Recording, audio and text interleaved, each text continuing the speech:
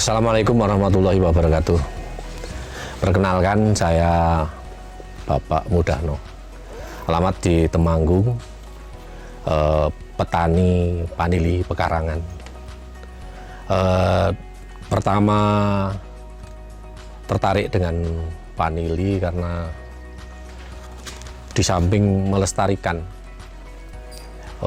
peninggalan nenek moyang kita di Temanggung ini, dulunya jaya dengan emas hijau atau petani vanili di era 70-an gitu ya.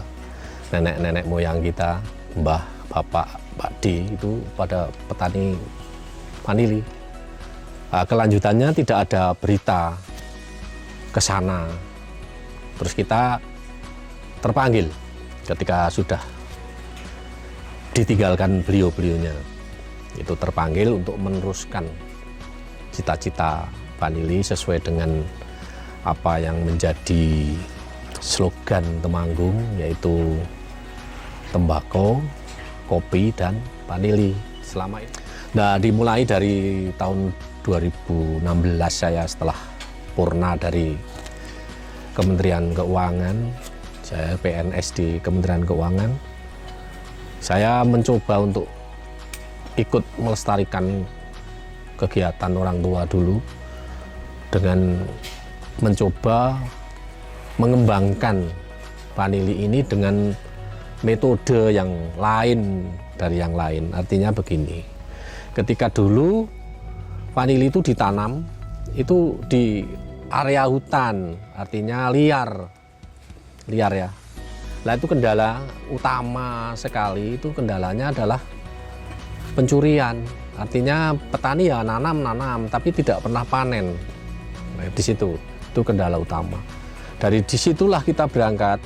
Makanya kita bagaimana kita bisa mensiasati biar panen bisa menikmati dengan kualitas yang premium dan sebagainya, bisa kualitas ekspor, harga yang bisa kompetitif. Artinya kita bisa bersaing dengan negara-negara lain seperti Madagaskar, Tahiti, dan sebagainya. Disitulah mulai kita mengembangkan dengan pola kita. Nah, pola yang saya kembangkan adalah petani vanili pekarangan. Artinya begini, tanaman vanili itu kita usahakan di area rumah atau sekeliling rumah, sekeliling kebun yang dekat dengan pemukiman, dengan kita tinggal, agar bisa mengawasi, bisa menjaga, bisa panen, jadi tidak dicuri orang, gitu ya. Itu yang menjadi dasar. Nah, kenapa tertarik dengan dunia vanili? Petani vanili itu tidak susah kok, tidak susah. Petani vanili itu artinya kita tidak terlalu panas gitu di kebun itu, nyaman untuk seorang pensiunan atau orang-orang yang sudah tua, yang sudah tenaganya sudah tidak mungkin mau membajak sawah. Jadi bertani vanili itu menjanjikan, menggairahkan, menyenangkan untuk orang-orang yang tua. Di 74 itu saya ikut orang tua ya ke kebun, ikut ikut polinasi namanya, kalau dulu nyacar ya atau matil gitu. Di situ jadi tertarik, ada sisa-sisa dari punya Pak D, punya ayah, punya mbah itu ada di kebun yang jauh. Itu tidak terurus karena apa?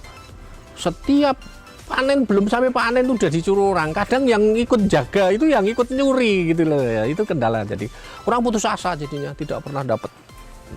Yang jaga yang nyuri, justru malah jaga berkebun. Nah, di situ mulai keberatan. Nah, dari situ saya coba keliling-keliling ke kebun ya, orang punya Pak D, punya ayah, punya kakek saya itu. Kok ada sisa-sisa vanili yang lama, yang belum varietas ya, artinya masih sisa yang benar-benar dari alam. Kita coba, kita teliti, kita kembangkan sendiri metodenya apa seperti ini. Kalau ini kan jenis anggrek, coba kalau kita tanam kayak anggrek gimana gitu. Jadi kita mulai inovasi. Kayak anggrek, oh gini, begini. Kalau anggrek itu perlakuannya seperti apa dan seperti apa gitu. Nah, coba kita yang bertani tapi seolah-olah santai gitu, santai ya, santai. Coba ini dunia vanili ini. Makanya saya coba mengembangkan di rumah itu beberapa pohon, dan waktu itu ada respon dari berbagai pihak. Waktu itu ada kunjungan dari Balitro, dari Dinas Pertanian mensupport. Wah, ini saya menjadi semakin tertantang untuk mengembangkan. Bagaimana? Wah, ini kok ada support yang baik ini. Artinya saya bukan hanya modal ya, karena modalnya vanili itu nggak banyak.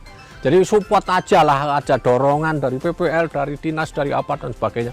Itu menjadi saya tertantang. Wah, gimana saya teliti saya harus bisa mengembangkan. Nah, disitulah saya memberi banyak inovasi.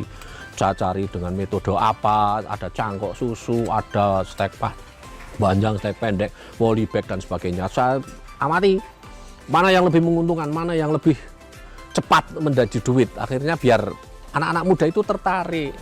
Jadi saya sarankan untuk anak-anak muda, cobalah ini digeluti. Tapi ya satu kuncinya pertama, kuasai dulu ilmunya, bergurulah kemana saja. Yang benar, yang orang-orang yang benar konsisten untuk mengembangkan vanili Temanggung ini. Bergurulah, kapanpun. Saya terbuka, kapan saja saya terbuka. Selama ini saya bisa ikut membantulah beliau-beliau ya di Dinas Perkebunan atau di BLPB Soropadan atau di Dinas Pertanian Perkebunan Temanggung Provinsi itu Bu Sisil juga pernah minta bantuan saya untuk memberikan sekedar pengetahuan tentang vanili.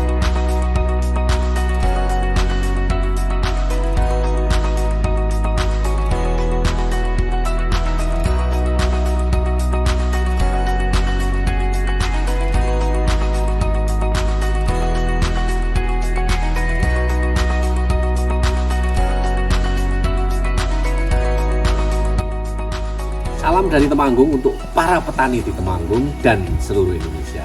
Mari kita sukseskan Sensus Pertanian 2023.